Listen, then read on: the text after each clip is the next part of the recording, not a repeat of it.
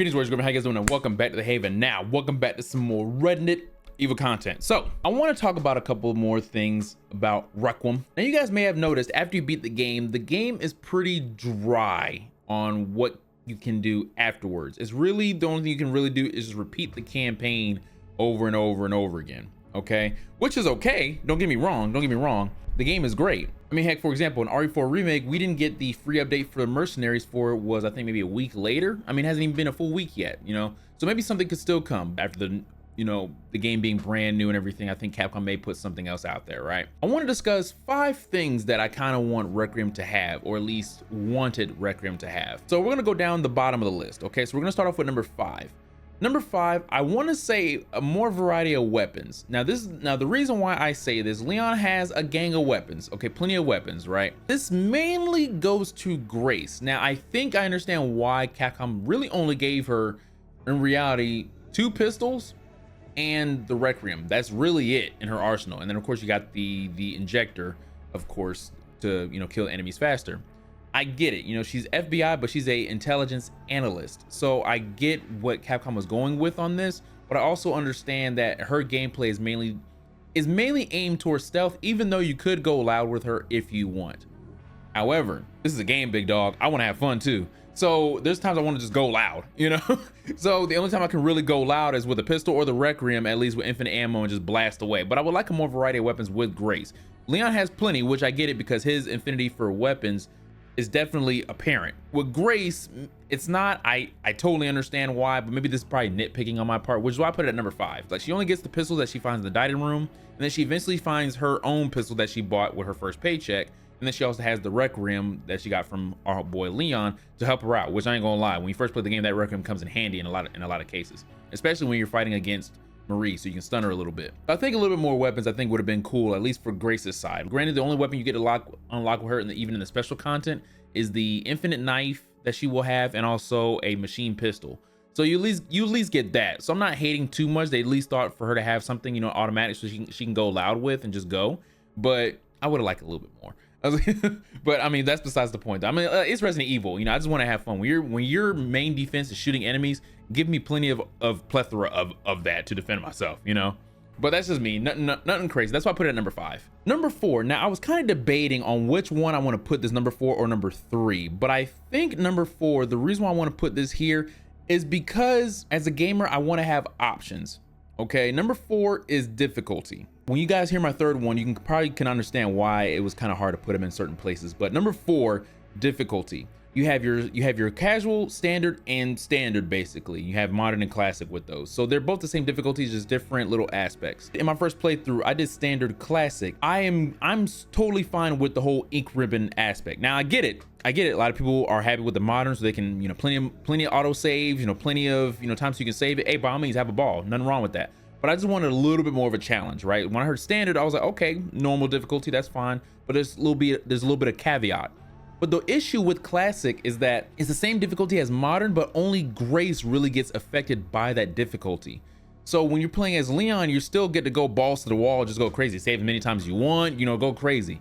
And I get what they were trying to do, whereas Leon, he's more RE4 based, where they didn't really have to worry about ink ribbons like that. Whereas Grace, it was RE2 Remake, you know, you have to worry about ink ribbons. And that's perfectly fine if you want to do that, but I think if you're going to do standard classic, let it be evened out. I mean, let both of them be ink ribbons. I don't know. I mean, Leon has an attache case. He can fit a couple ink ribbons in there, right?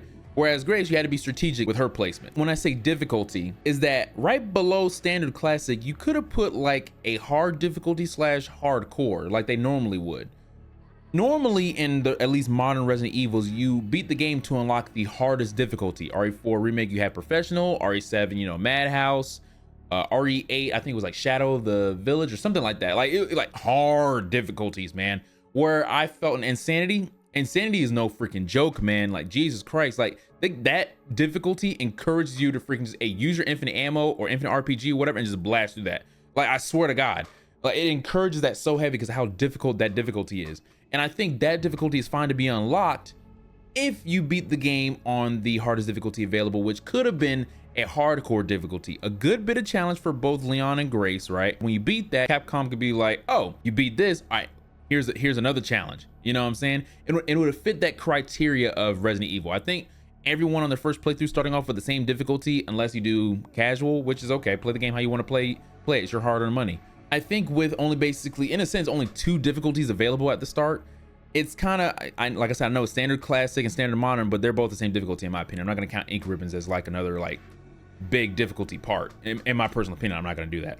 But they're both the same difficulty. So 2 difficulties at the start, right? It would have been cool if they had hardcore. So if you wanted, you could do standard, and then you were like, okay, now see how the game is ran a little bit. Now let's go to hardcore, if you didn't start off with that. So I think a hardcore difficulty would have been a lot better. To be honest, I think they should still add that if they were going to do some updates on it. I think adding like 1 more difficulty right below the standard before the insanity, you know, where you can go balls to the wall, I think that would have been a lot better, in my personal opinion. But what do you guys think about that? Now, the third one, this is where I was kind of like, do I want this at 3 or 4? But I think number 3, I think considering how this game goes on how it's ran, you have 2 different protagonists, right? I think it would have been very beneficial if they had a chapter select. The reason why I would say chapter select is because this game is not broken up into chapters, but in a way you still can. You can break it up as to where whenever you take control of of Leon or Grace, it breaks it up beautifully for that. You know, chapter select. Okay, chapter 1, Grace's first part. Chapter 2, Leon's first part. It'd be like for Leon's first part in the beginning of the game is really small chapters, but still it counts. So, and the reason why I say that is because when you play the game, you know, over and over again, I don't know about you guys, but I'd be really ready to go to the hospital as Grace and just start playing the game. The beginning portion, at least when you're walking up to the crime scene and doing all other stuff like that, I feel like doing that over and over again, I'm really just ready to go into the mix, you know. Personally me, maybe this could be a nitpick, I'm not sure, but I literally have a load save for specifically I can start in the hospital with Grace and just keep on going, because it doesn't even really matter how many playthroughs and everything you've done with the game. It doesn't track that. So I literally have a save spot, a load saved, so I can literally start at the hospital right before I meet Emily, and it's right there, you know, and I can go ahead and start. I don't have to worry about the beginning portion, even though I don't mind the part of where you're sneaking around, you know, hiding from Marie kind of thing. But even that, I'm ready to just go into the action, right? But that's personally my opinion. I think a chapter select will benefit well in this game. Along with that, I know some fans were even saying this as well. Couldn't they have done a point where you unlock a thing where you can actually pick the protagonist, but you only do their sections? I can get down with that. In some games that has been done. You can legitimately do that. In Resident Evil, I would say, okay, well, the best thing I guess you can probably give us is that, okay, if just give us an option to just play as Grace in her section and just play as Leon in his sections. And the beauty of that, the reason why that could work is because both of them have a section where you're playing as them for a considerable amount of time. So I definitely think that could work, and I think that'd be an easy like update, you know. I definitely think you can add that. So I'm going to add that as top 3 along with chapter select, because I think that can both fit in the whole criteria on that. I think that'll be a very good way, because, you know, it gives the player an option. And of course, if they just want to do the main story where it just flows with the characters, they can do that too. Number 2, I think like I said at the beginning of this, after you beat the game, the content after is very stale. There's really nothing. And I said it on my first playthrough that I'm incredibly surprised that a mercenary was not available at the start. Sort of surprised, but not surprised as well, is because in RE4 Remake, that update didn't get put in there until like a week later. And the reason why I say that is because when you're playing as Leon, that is kind of like a miniature mercenaries. The game encourages you to kill and kick ass with Leon. Use his versatile in combat to get credits and everything, or money, which is what you do in mercenaries. You know, you fight off and kill off enemies multiple to get points and stuff like that. So I think in a way, that is the mercenaries right there. You could use that. Obviously, I'm just saying, that's literally mercenaries in the campaign. So it could work out. Mercenaries would be cool. You can have Grace, you can have Leon, you could probably play as Zeno, you could play as probably Victor. I mean, I'm just saying, you never know. Add some other characters, play as Hunk. Like, I mean, mercenaries will go great. This game has great characters that you can use mercenaries, just have fun with. And I'm surprised, but there's still a shot. I hope though it's a free update. I hope they keep it like how they did RE4 Remake, that the update is free. I hope they keep it that. Number 1, now this is the big one, okay? So bear with me on this one, all right? As a DLC, I would like another like campaign, like side campaign, like an actual like DLC, right? Now, I'm not sure what I want in this DLC. That's the problem. I don't know how the game ended when the guy says you clear the objective before they send in the wolves. I don't know if I want that to be a DLC or even just a little bit more with the story and maybe fill in some plot holes maybe for your boy, because yesterday's video that I did that said that I was only focused on one plot point there's some other ones that I didn't mention. That was the big one that stood out to me because we're talking about Spencer here. Spencer regretting? I don't know, that kind of threw me off, especially when I seen RE5. Now, of course, I love your guys' comments on it. Y'all definitely have a point that more than likely they're just gonna retcon it, which I even said in my video. I didn't say the word retcon, but I said more than likely they're probably just gonna make an RE5 remake and change that dialogue probably. And they're gonna switch some things up, which is what they've been doing lately anyway. Either fill in some plot holes that are in there. If you want to continue on the DLC, maybe have Chris show up with his squad. Considering the way the game ended, they were talking about the wolves. Like, we know what they're talking about. Chris's squad is very respected and definitely feared if that's the last line in the damn game. These guys are no joke. Like K9, one of the guys that are in there, I think, correct me if I'm wrong, guys, I think K9 was a prior SEAL Team 6 dev guru. Badass.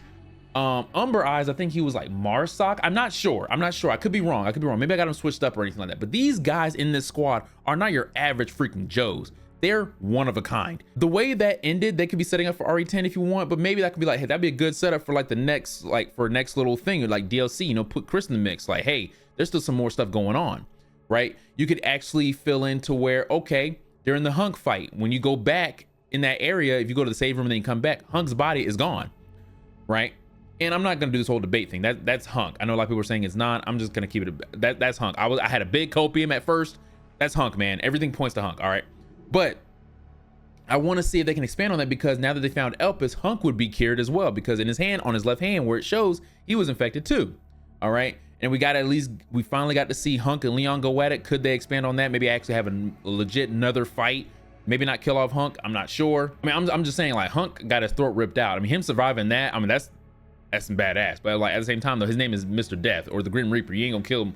You ain't gonna kill the Grim Reaper, you know, I guess.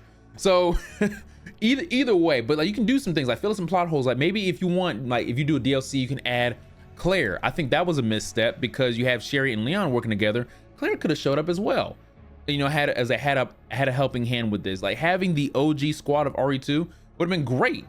Would have been absolutely fantastic. Like, come on now. Like, because at the same time though, as much as Sherry and Claire were together in RE2, or like Claire was basically Sherry's lifeline in that whole mix, those two have never been together since. The closest we got was in RE6 was when Chris tells Sherry that, hey, my sister has told me all about you. So Claire remembers Sherry, you know, it's not like she forgot the girl.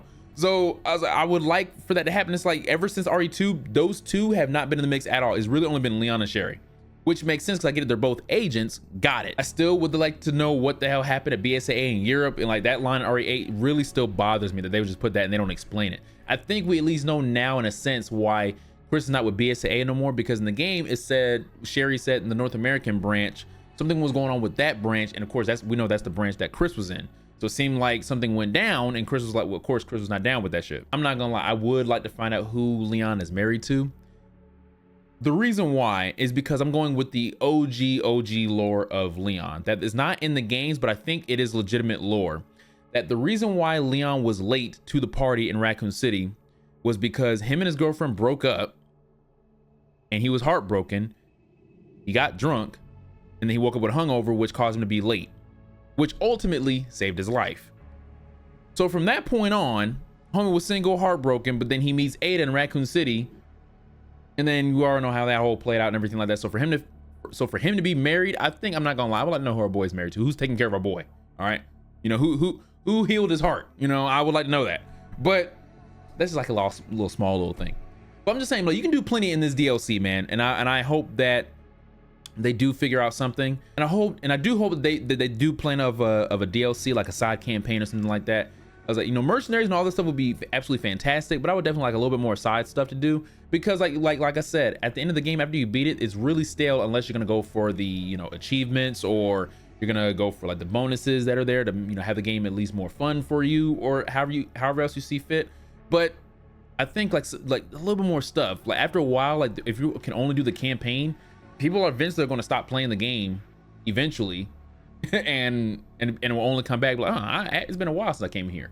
Or they'd be like, I have an urge to play Requiem. You know, like, you know, have a little bit of that. But like I said, it's not been a week since the game came out, but it's just the top 5 things that I noticed that I would like in the games, at least right now. what they, at least what they could do. But at the same time, guys, I'm just another gamer that has an opinion on the game, just like everyone else has been playing it. So maybe what I'm saying here doesn't really fit the bill. I'm not sure. At the end of the day, I did still enjoy the game. At the most, if I had to say, if you're not gonna add anything else, add a mercenaries in the mix. This would be absolutely fantastic. It would be cool to have a mercenaries and the map is Raccoon City or RPD or something like that, right? Or the hospital, you know, just going around guns blazing. Like that would be absolutely fantastic. And an honorable mention, I'll add this as well. An honorable mention is, the only reason why I'm only saying this is because this was apparently discussed while they were making RE9, which was a multiplayer. And I get it, their track record on multiplayers ain't good. All right, realistically, if you want to count like the co-op for RE5, RE6 co-op, I mean, you know, it is what it is, but it's co-op at the end of the day. Those two and like Outbreak were like the ones that succeeded in the whole multiplayer kind of deal. But anyway, guys, I hope you guys enjoyed this video, man. Those are my top 5 things, and of course my honorable mention in the mix here. And if you guys are not aware, I finally was able to upload the 14-hour stream of me playing the game for the very first time. I finally was able to get it done. Sorry it took so long, but I hope you guys enjoyed that video. And if you guys don't watch the whole thing, just look at the reactions, by all means, I hope you guys do enjoy it. But anyway, I love you guys. Take care.